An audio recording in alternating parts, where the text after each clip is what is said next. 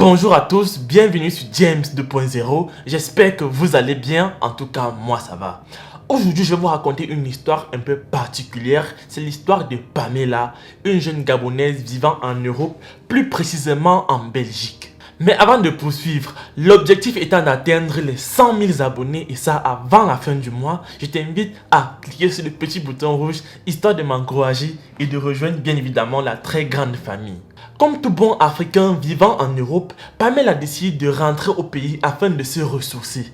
Et pour ne manquer de rien durant son séjour, elle prend donc toutes les dispositions pour passer un séjour agréable au pays. Et seulement quelques jours après s'être préparée, elle décide alors de prendre le vol pour la capitale, Libreville. Et cependant, Pamela ne vient surtout pas pour un long séjour. Elle a une urgence à régler et ça le plus tôt possible. De ce fait, pressée plus ou moins par le temps, elle décide alors de solliciter sa meilleure amie, Jackie Nguema. Cependant, Jackie adore la belle vie, le bling bling, l'amour, la sensualité. La vie à grande vitesse est sa passion et pour joindre l'utile à l'agréable, elle s'est taillé un très joli prénom à savoir Peluche. Un prénom qui dégage d'ailleurs beaucoup d'amour et beaucoup d'intimité. Pamela et Peluche sont alors très complices. Ainsi, dès son arrivée à Libreville, elle n'hésita pas une seconde à se confier à sa complice. Et en bonne copine, Peluche lui propose alors les services d'un marabout. Un mystique qui a déjà d'ailleurs fait ses preuves dans tout le Gabon. Copine, viens je te raconte. Tu sais, j'ai effectué ce voyage pour trouver une solution le plus vite possible à mon problème. Oh mon Dieu, mais dis-moi, de quoi s'agit-il? Tu sais, la vie en Europe n'est pas facile. Et pour cela, j'ai besoin de consolider ma relation avec mon homme. Je dois lui faire un enfant, mais depuis des années, je n'y arrive pas. Ok, ne t'inquiète pas, je connais un ganga, un marabout bien sûr, qui vit à Port-Gentil. Et lorsque tu es prête, on pourra aller le voir ensemble. Et sur cette conversation, les deux filles ont donc décidé de se rendre sur les lieux afin d'effectuer une consultation mystique. Mais cependant, ce que Pamela ignore, c'est que le soi-disant marabout est en effet le frère de Peluche. Aussitôt arrivé sur place, Pamela commença le traitement imposé par le Nganga.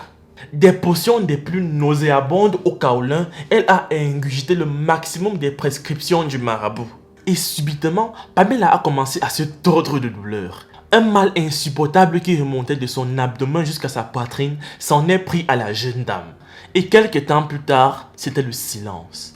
Pamela venait de rendre l'âme. Prise de peur par rapport à la situation, Jackie a pris ses jambes à son cou, emportant avec elle tout l'argent qui se trouvait dans le sac de sa copine Pamela et s'est enfui pour l'Europe, laissant sur place le corps de sa soi-disant meilleure amie en compagnie d'une ganga qui lui a aussi pris la fuite par la suite. Et informés par la suite de la mort de leur fille, les parents de Pamela sont sous le choc. La mère est inconsolable. Des larmes indociles dévastent son visage. Mort naturelle ou alors homicide, l'affaire poursuit son cours devant les autorités compétentes. Et s'il y a une petite leçon à retenir par rapport à cette histoire, on doit toujours se méfier de l'endroit où est-ce qu'on met les pieds. Ne pas faire confiance à n'importe qui et n'importe quand. Parce que de la même façon qu'il existe des amis sincères sur qui on peut se confier, il existe aussi des faux amis, des jaloux, ceux qui sont là seulement pour nous nuire. De la même façon qu'il existe des vrais pasteurs, il existe aussi des faux pasteurs et des arnaqueurs. Et pour terminer, de la même façon qu'il existe de bons